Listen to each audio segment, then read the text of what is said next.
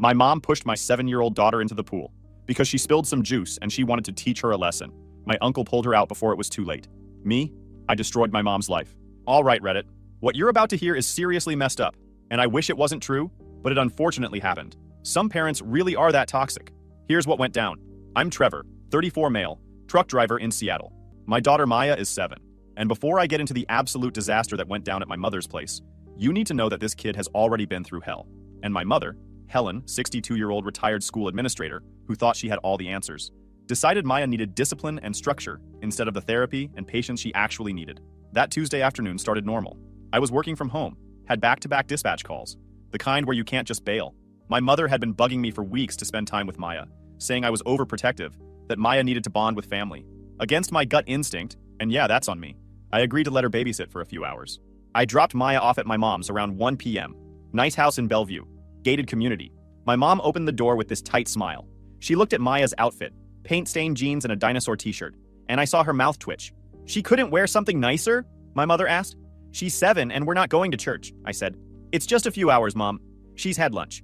Keep her away from the pool unless you're right there. And if she seems upset, call me. I'll come get her right away. My mother waved me off. I raised 3 kids, Trevor. I can handle one little girl for an afternoon. That should have been my cue to turn around and leave. The dismissiveness? But I had a 2 p.m. call with a dispatcher lining up an $8,000 haul, and I told myself nothing could go wrong in 3 hours. Plus, it's my mother. Of course my daughter would be safe. I was wrong. Dead wrong. I got back home by 1:15, on my call by 2, and at exactly 3:40 p.m., my phone blew up. My brother Kyle first, then my uncle Vincent, then some number I didn't recognize. I ignored them during the call, figured it was some family drama that could wait. Then Kyle texted, "Answer your phone now, Maya's hurt." I dropped everything, grabbed my keys and ran. The drive usually takes 20 minutes in traffic. I made it in 10. The whole time, my heart was pounding. Kyle wouldn't pick up when I called back. Uncle Vincent didn't answer. Just this awful silence. When I pulled up, there was an ambulance in the driveway. Lights flashing, back doors open, paramedics moving fast. I threw the car into park and ran. Uncle Vincent was on the front lawn, soaking wet, wrapped in a towel. His face was gray. "Trevor," he started. "Where's Maya?" I cut him off. "Where's my daughter?" He pointed to the ambulance. "She's okay. She's breathing. But your mother?" I ran to the ambulance and found Maya on a gurney, wrapped in blankets, oxygen mask over her face. Her lips were blue. Her skin was pale and pruned. Her hair was soaking wet. A paramedic was checking her vitals. I climbed into the ambulance and grabbed her hand. "Maya, baby, I'm here." Her eyes opened. Then her face crumpled and she started crying. Quiet, broken sobs. The paramedic gently pushed me back. "Sir, we need to take her to the hospital. She's hypothermic and we need to watch for respiratory issues. You can follow us." "What the hell happened? Tell me." The paramedic looked uncomfortable. "Your daughter was found in the pool. She wasn't breathing when she was pulled out, but we got her back. We need to go now." I looked back at the house. Through the glass doors, I could see my mother on the couch, face in her hands, my brother Kyle standing over her. And right then, before I even knew the full story, I knew she was guilty. My mother had done something unforgivable, and I was about to make sure she paid for it. Before I get into what actually went down that day, you need to understand why this wasn't just some accident. This was psychological warfare on a kid who'd already survived trauma. Nearly 3 years ago, my wife Rachel died in a car accident while Maya was in the back seat. Not peacefully, not quickly. Rachel died over 12 minutes while Maya watched, helpless and terrified.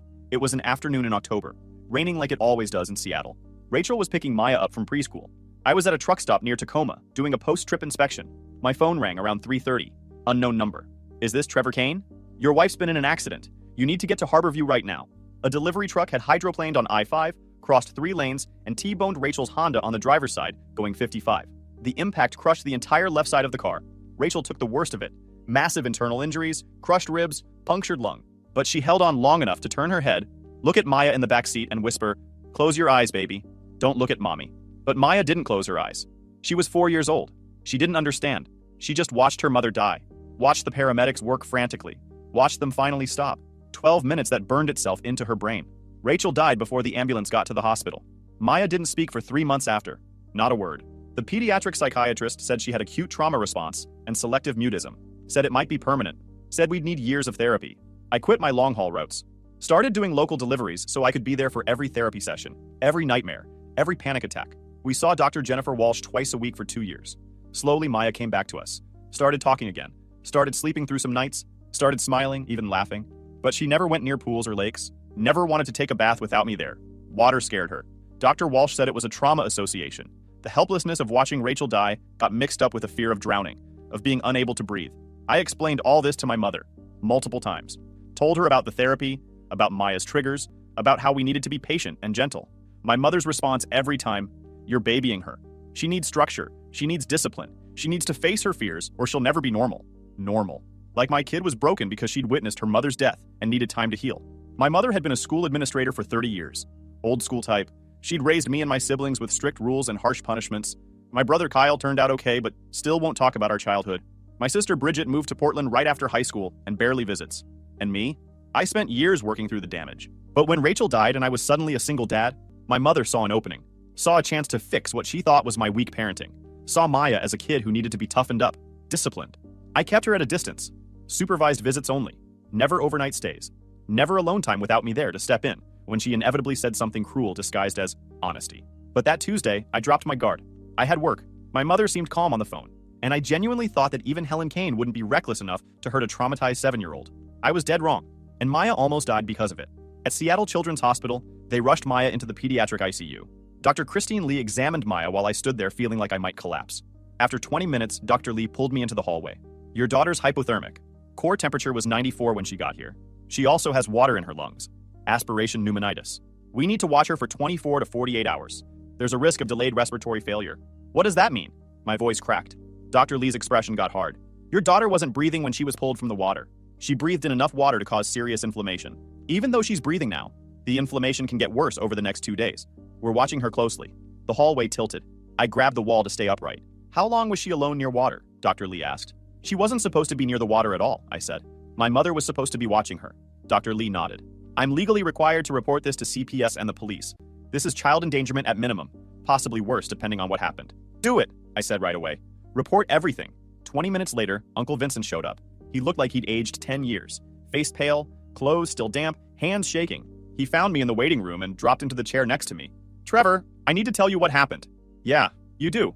Uncle Vincent took a shaky breath. "He's my mom's younger brother, 58, retired contractor. Generally a good guy, way more reasonable than my mother. He'd stopped by to fix my mom's garage door. I got there around 3:30, he started.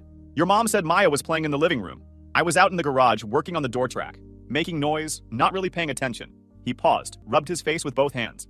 "Then I heard your mother yelling, really yelling. I walked toward the house and through the garage door window, I could see into the living room. Maya had apparently knocked over something. Looked like juice and some markers. Nothing major, just kid stuff. My blood started boiling. And your mother was screaming at her.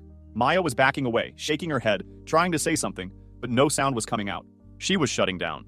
That silence. That awful silence when Maya's trauma kicked in, and her voice just stopped. Dr. Walsh had explained it. Selective mutism triggered by stress and fear. I was about to go inside, Vincent continued, but then she grabbed Maya by the arm, hard, dragged her toward the back door. Maya was fighting, trying to pull away, and your mother just kept yelling about how she needed to learn respect, needed to learn consequences. My hands were shaking. She pulled Maya outside. I ran after them, but by the time I got to the sliding door, Helen had already... His voice broke. She pushed her, Trevor, straight into the pool. The world stopped. Maya went under right away. She can't swim. Your mother just stood there watching, like she expected Maya to figure it out. And then she realized Maya wasn't coming up. She started screaming for help. I ran out and jumped in. Maya had sunk to the bottom. She wasn't moving. Vincent's eyes were wet now. I got her out and started CPR. She wasn't breathing. I did chest compressions for probably 90 seconds. And she finally coughed up water and started breathing again. I've never been so scared. I couldn't speak. My mother, who'd raised 3 kids, who'd worked with kids for 3 decades, had pushed my traumatized daughter into a pool and watched her drown. There's more, Vincent said quietly. There are security cameras. One of them covers the back patio and pool area. Everything I just told you is on video. I looked up sharply. Everything? Yes, all of it. I need that footage. Already downloaded it to a flash drive before I left, Vincent said, pulling it from his pocket. Trevor, I love my sister, but what she did, that's not discipline. That's assault. I took the flash drive, held it tight. Thank you for saving her. For this. What are you going to do? I looked toward the ICU where Maya was lying small and broken in a hospital bed. Whatever it takes to make sure Helen never gets near Maya again. And I'm going to make sure to burn her life down. Over the next 48 hours, while Maya was watched around the clock, I put together a case that would destroy my mother's life. First stop, the police. I gave them the security footage, Uncle Vincent's statement, and my detailed account. The detective who took my statement, Ella, watched the video 3 times. When it finished, she looked at me and said, "We're filing charges. Assault of a child in the 2nd degree and criminal mistreatment in the 1st degree. Second stop, CPS." The social worker, Daniel Parr, interviewed Uncle Vincent, reviewed Maya's medical records, Talked with Dr. Walsh about Maya's history. He also got the security footage. When he came back to me, his face was serious. Mr. Kane, I'm opening a full investigation. Based on what I've seen, I'm recommending immediate emergency protective orders to keep your mother away from Maya and any other minors in the family. Third stop, my lawyer. I hired Jessica, a family law attorney. I showed her everything. She watched the security footage once, made notes, and looked at me with pure professional anger. We're getting a permanent restraining order, she said. We're also filing civil charges for emotional distress and medical expenses. Your mother's going to regret this for the rest of her life. And that's when I started phase 2 of making sure Helen faced every possible consequence for what she'd done. While Maya recovered in the children's hospital, I worked to document everything that would bury my mother legally, socially, and financially. Dr. Lee let Maya go home Thursday afternoon with strict instructions. Watch for breathing problems, no swimming, no baths without supervision, follow up with Dr. Walsh right away. Maya hadn't spoken since the incident, not one word. She'd regressed completely. She wouldn't let anyone touch her except me, wouldn't eat unless I fed her. That first night back home, I sat on the floor next to her bed, watching her chest rise and fall, counting each breath, terrified. Around 2 a.m., she woke up screaming, "Can't breathe! Help! Mama!" She called for Rachel. The trauma had sent her back to the worst day of her life. I held her while she cried silently. When she finally fell back asleep, I sat there in the dark and let myself feel the pure cold rage I'd been keeping locked down. My mother had done this, had taken a healing kid and broken her again. Friday morning, I got a call from Detective Ella. "Mr. Kane, we're charging your mother with assault of a child in the 2nd degree and criminal mistreatment in the 1st degree. She'll be arraigned Monday morning." Good. There's something else. We talked to several of your mother's neighbors. You might want to hear what they said. That afternoon, I met with Ella at the precinct. She had a file folder full of witness statements. Apparently, my mother's perfect neighborhood reputation was fake, and her neighbors had been noticing her behavior. The Palmers from next door. Helen's always yelling at someone. We've heard her screaming at her grandkids before. Not just discipline, but mean things. Calling them weak, stupid, disappointments. The Nguyens from across the street. We've seen her be really rough with a small kid in her backyard before. Grabbing arms hard enough to leave marks, shoving. We almost called CPS once, but didn't want to cause family drama. Ruth, the retired teacher 3 doors down. Helen Kane is a bully. Always has been. She terrorized kids at the school where she worked. Parents complained, but she had tenure and connections, so nothing ever happened. 4 more neighbors gave similar statements. All of them had seen some form of Helen's cruelty. All of them had stayed quiet because they didn't want drama. And now their statements were going into an official police report that would follow my mother for the rest of her life. The security footage was the nuclear bomb, though. Jessica, my lawyer, had it professionally enhanced and time-stamped. The video showed everything in perfect clarity. The video was 47 seconds long, and I was going to make sure everyone sees it. Saturday, I filed for a permanent restraining order. Jessica wrote up a petition that included the security footage, Vincent's testimony, medical records, Dr. Walsh's assessment of the psychological damage, police reports and charges, neighbor statements, my documented history of warning Helen about Maya's trauma. Sunday, I did something that might seem petty, but felt necessary. I called my siblings and several family members, sent them the security footage with no context. Just, "This is what Mom did to Maya on Tuesday. Watch it before you call me." The responses were immediate. Kyle called within an hour, voice shaking. "Jesus Christ, Trevor. I'm never talking to her again. I can't watch this." Bridget called crying. "I watched it 3 times because I couldn't believe it. Mom always said we were too sensitive, that she was just tough. But that's cruelty. I'm so sorry, Trevor." Uncle Vincent called everyone in the extended family. Show them the video. Within 48 hours, Helen went from respected family matriarch to outcast. Her phone went silent. Facebook posts got 0 engagement, and she started getting unfriended. The family group chat went quiet whenever her name came up. Her church quietly asked her to stop coming. Her book club kicked her out. The HOA board strongly suggested she resign. Her best friend of 30 years stopped returning calls completely. She had the nerve to call me during that time. "Son, I need to talk to you." "Shut it," I interrupted her. "Don't you dare. Just give me 2 minutes." She cried. "I never wanted things to go this far. Please don't do this to your own mother." "I don't have a mother." "You can go to hell, because that's where people like you should rot, Helen." I hung up, but I wasn't done. Not even close. The civil lawsuit was next. Jessica filed on Maya's behalf, listing every expense and trauma. $47,000 in emergency room and ICU costs, $180,000 in projected ongoing therapy, 3 sessions weekly for an estimated 5 years, $250,000 for future psychiatric care and medication, and $500,000 in pain and suffering damages. Total, $977,000. Helen's homeowner's insurance rejected the claim right away. Intentional acts aren't covered. She'd be paying out of pocket, which meant selling everything. 3 weeks after the incident, the permanent restraining order hearing happened. Jessica had prepared a case that was absolutely brutal. We presented everything. Helen's lawyer tried to argue that she'd made a mistake, that she loved Maya, that she was getting help, that a permanent order was too harsh. The judge shut him down fast. "Your client intentionally pushed a traumatized child into a pool and watched her drown. Permanent restraining order granted. Ms. Kane is prohibited from any contact with a minor child direct or indirect, for a minimum of 10 years. 10 years. Maya would be 17 before Helen could even try to contact her. And that was assuming Helen got therapy, showed remorse, and asked the court to change the order. Helen's face fell apart when the judge read the order. She looked at me across the courtroom, eyes begging, mouth forming words she couldn't say out loud. I stared back with zero emotion. After the hearing, Kyle pulled me aside. Mom's falling apart. She's losing everything. Her friends, her church, her grandkids. Bridget won't talk to her. I won't talk to her. She's completely alone. That's exactly what she deserves, I said. Kyle nodded. 2 months after the incident, Maya still wasn't talking. Dr. Walsh said the regression was bad. Worse than after Rachel's death because this time, the trauma came from family. Someone who was supposed to be safe. Maya wouldn't go near water, wouldn't take baths, only very quick showers with me standing right outside the bathroom door. Couldn't sleep unless I was in her room. Had nightmares every single night. She'd wake up screaming, just like after Rachel died, but worse. Dr. Walsh bumped up our sessions to 3 times a week. We worked on grounding techniques, safe space visualization, slowly rebuilding Maya's sense of security. It was exhausting. Every day felt like climbing a mountain, only to slide back down at night when the nightmares came. I stopped taking most runs, only kept the ones I could handle locally with flexible hours. Money got tight. I burned through savings paying for Maya's therapy, legal fees, medical bills. But I didn't care. Maya was alive. My kid was healing. Around the 3-month mark, something shifted. Maya was coloring at the kitchen table. She'd been doing a lot of art therapy, and Dr. Walsh said it was helping her process. When she looked up at me and whispered, "Dad?" my heart stopped. "Yeah, baby. Does Grandma hate me?" I put down the coffee I was holding and knelt next to her chair. Looked into those big, scared eyes that looked so much like Rachel's. "No, sweetie. She doesn't hate you." "Which then why did she hurt me? How do you explain to a 7-year-old that some people are just cruel?" "Grandma has problems," I said carefully. "Problems in her head that make her do mean things. But that's not about you. You didn't do anything wrong. You're perfect exactly as you are, baby." Maya thought about that. "Are you going to send me back to her?" "Never," I said firmly. "You're never seeing her again. I promise. I will always protect you." Maya nodded, then went back to coloring. But she'd spoken, for the first time in 3 months. And that night, for the first time since the incident, she slept 6 whole hours without waking up screaming. Progress. While Maya was slowly healing, Helen was falling apart. Uncle Vincent kept me updated. The criminal case was moving forward. Helen's lawyer had tried to work out a plea deal. Probation, community service, therapy, no jail time. The prosecutor said no. With the video evidence and the severity of Maya's trauma, they wanted jail time. Helen was looking at 12 to 15 months in county jail, plus 3 years probation, plus permanent criminal record. Her financial situation was a disaster. The civil lawsuit was moving forward. Jessica had filed for summary judgment.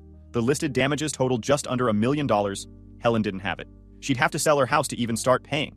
Uncle Vincent said she'd stopped leaving the house. Just sat inside all day. Curtains drawn.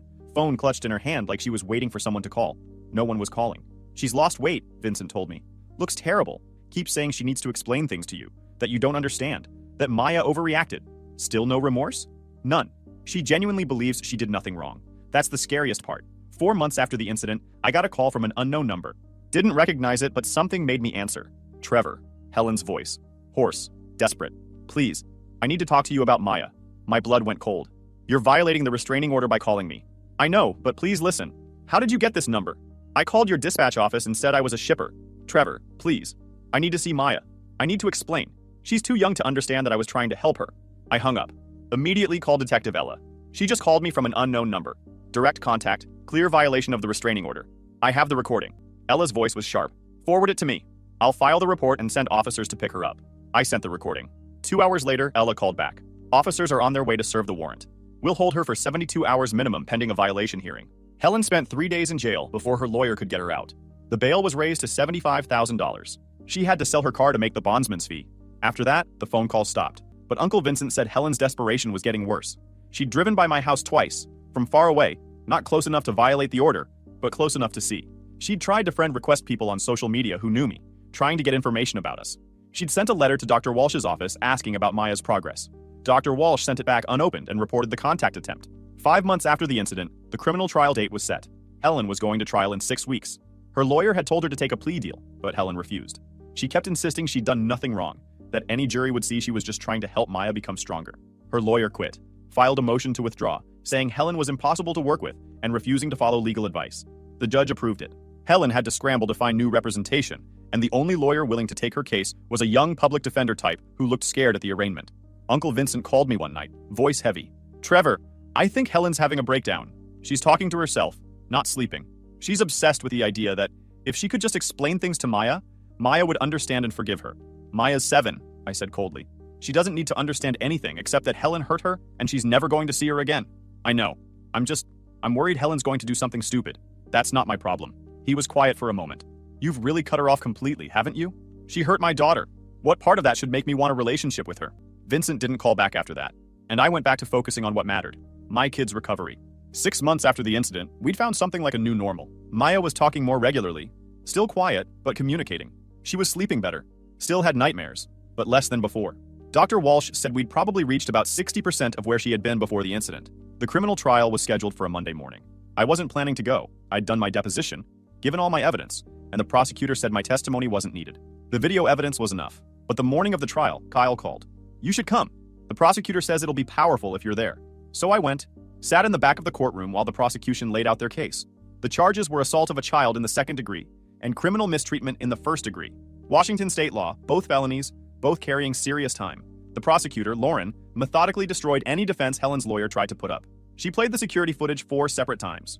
Each time the video played, you could see the jury react. 12 people watching a 7-year-old get dragged to a pool and pushed in. Watching her struggle underwater. Watching Helen just stand there. By the 4th viewing, 3 jurors were crying. Uncle Vincent testified first. Gave a clear, detailed account of what he saw. Helen's lawyer tried to suggest Vincent was biased against Helen, but Vincent shut that down fast. I'm her brother. I've known her my whole life. And what I saw that day was deliberate cruelty. There's no other way to describe it. Dr. Walsh testified next. Explained Maya's trauma history, the years of therapy, the progress we'd made, and how completely Helen's actions had destroyed all of it. The medical testimony was equally brutal. Dr. Lee from Seattle Children's explained the aspiration pneumonitis, the respiratory monitoring, the very real risk that Maya could have died in the 48 hours after the incident. Helen's lawyer tried to argue that it was a disciplinary action gone wrong, that Helen panicked, that she didn't mean to harm Maya, that she immediately called for help. The prosecutor tore that story apart in cross-examination. Ms. Kane, you grabbed Maya by the arm hard enough to jerk her entire body, correct? Helen hesitated. Yes, but... And you dragged her to the pool while she was clearly trying to get away? She needed to face her fear. Yes or no, Ms. Kane? You dragged a 7-year-old kid who was trying to get away from you? Yes. The jury deliberated for 3 hours. When they came back, the verdict was unanimous. Guilty on both counts. Helen's face went white. Her lawyer put a hand on her shoulder, but she just sat there, staring at nothing. Behind me, I heard Kyle let out a shaky breath. Bridget, who'd driven up from Portland for the verdict, was crying quietly. Sentencing was scheduled for 3 weeks later. The prosecutor was asking for 18 months in custody, plus 5 years probation. Helen's lawyer was begging for probation only. Community service, therapy. The judge would decide. Those 3 weeks were weird. Maya was doing better. Had started asking about going back to school in the fall. Was talking more. Even laughed at a dumb joke I made. And meanwhile, Helen was waiting to learn if she'd spend the next 1.5 years in jail. The sentencing hearing was quick. The judge looked at Helen with obvious disgust. Ms. Kane, I've been on the bench for 22 years. I've seen a lot of terrible things. But that's one of the worst things I've ever seen in this courtroom. He paused. I'm sentencing you to 15 months followed by 5 years of supervised probation. You'll also be required to complete anger management and parenting classes, though I doubt you'll ever be allowed around kids unsupervised again. The restraining order stays in place. Court is done. Helen broke down, sobbed as the bailiffs came to take her into custody. She looked at me one last time, eyes desperate and begging. I met her gaze without flinching, let her see exactly how little her pain mattered to me, and watched them lead her away in handcuffs. 15 months. She'd probably serve 12 with good behavior. She'd be in her mid-60s when she got out, and she'd never be the same person again. Outside the courtroom, Kyle and Bridget found me.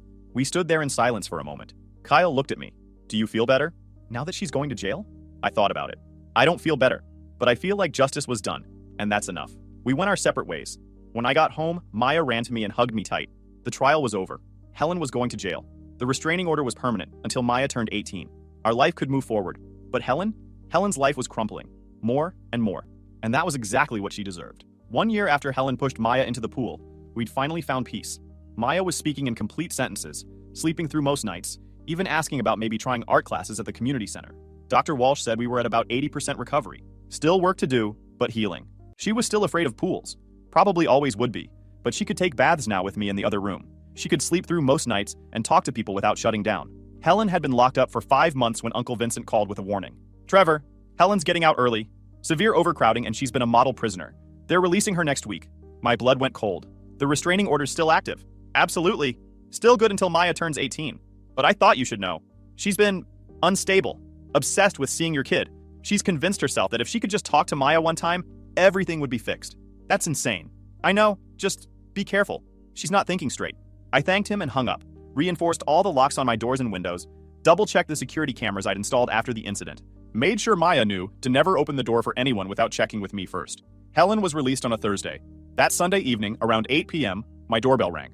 I checked the security camera feed. Helen was standing on my front porch. She looked like absolute heck. Thin, gray, aged 20 years. Prison had destroyed her. She was holding cheap grocery store flowers and crying. I didn't open the door. Instead, I picked up my phone and called Detective Ella directly. Detective, Helen Kane is at my front door violating the restraining order. I have her on camera. Don't engage. I'm sending a patrol car now. Document everything. Helen started knocking, then pounding. Her voice came through the door, shrill and desperate. Trevor, please, I need to talk to you. I need to see Maya. Please, I just want to explain. Upstairs, I heard Maya's door open. Small footsteps on the landing. Maya's scared voice. Dad? Stay upstairs, baby. Lock your door. It's okay. Helen must have heard Maya because she started screaming. Maya! Sweetheart, it's Grandma. I love you. I'm sorry. I was just trying to help you. I love you so much. The pounding got more frantic. Helen was sobbing now, full hysterical sobs. Trevor, please. Don't take my granddaughter from me. I made a mistake. I'm sorry. I'll do anything. Please. Ella's voice was calm in my ear. Patrol's 3 minutes out. Keep recording. I stood in my hallway watching through the camera as Helen fell apart on my porch. She slid down to her knees, still crying, still begging. The flowers dropped and scattered. I lost everything, she wailed. My house, my friends, my kids. I went to jail. Everything. And it's all because of one mistake. Trevor, have mercy. I'm your mother. I looked at this woman who'd raised me, who taught me to ride a bike and helped with homework, and came to my high school graduation. This woman who'd also emotionally abused me and my siblings, who'd hurt my child. The police got there 4 minutes later. 2 officers approached carefully. Helen was still on her knees, sobbing. One officer helped her up while the other knocked on my door. I opened it, keeping the chain lock on. Showed the officer my phone with the restraining order documentation and the security footage. She's been here about 6 minutes, pounding on the door and screaming. The officer nodded. We'll take her into custody. Detective Ella said you'd file a formal violation complaint. Absolutely. I watched through the gap as they put Helen in handcuffs. She wasn't fighting back, just crying. As they walked her to the patrol car, she turned and looked at me. Her face was destroyed, makeup running, eyes desperate. Trevor, I'm your mother. I love you. I love Maya. Please don't do this. I looked her straight in the eyes, kept my voice flat and cold. You're nothing to me or to Maya. Go to hell. Helen's face crumpled. She let out this animal wail, raw and broken, and collapsed. The officers had to hold her up. They loaded her into the car while she sobbed uncontrollably. I watched the patrol car drive away, close the door. Upstairs, I found Maya standing at the top of the stairs, eyes wide. Was that Grandma? Yeah, baby. She sounded really sad. I climbed the stairs and knelt in front of Maya, looked into her face. Sometimes people who hurt others feel sad when they face consequences. But that doesn't mean they didn't deserve those consequences. Grandma hurt you badly. She has to live with that, and we don't have to feel sorry for her, okay? Maya thought about that, then nodded. I don't want to see her again. You never have to. I promise. She hugged me tight. We stood there for a long moment, and I felt her heart beating against my chest. Steady, alive, safe. That's all that mattered. My daughter was alive and healing. Everything else was just noise. The next morning, Detective Ella called. Helen's being charged with violating the restraining order. Since she's already got a criminal record and she's on probation, this is serious. She's looking at another 6 months minimum, and her probation will be extended. Good. 2 weeks later, Helen was sentenced to 8 additional months for violating the restraining order. Her probation was extended to 7 years. She'd be in her mid-60s when it finally ended. And during all that time, she'd be prohibited from contacting me or Maya in any way. Kyle and Bridget both cut her off completely. Uncle Vincent tried to maintain some contact, but eventually gave up. She won't accept reality. Every conversation is her trying to convince me that she was right, that you're the bad guy. I can't do it anymore. 8 months later. Maya had turned 8 several months ago. We had a party. Small, just a few kids from her new school, Kyle's family. Bridget drove up from Portland. Maya laughed and played, and for the first time in years, she looked like a normal kid. That night, I sat in the living room and thought about everything that had happened. Helen was still in jail. Would be for another few months. The civil judgment had forced the sale of her house. We'd gotten $380,000 so far, with the rest structured as payments from her pension. She had nothing, and I didn't feel guilty about any of it. I feel like justice was served, and more importantly, my daughter is safe.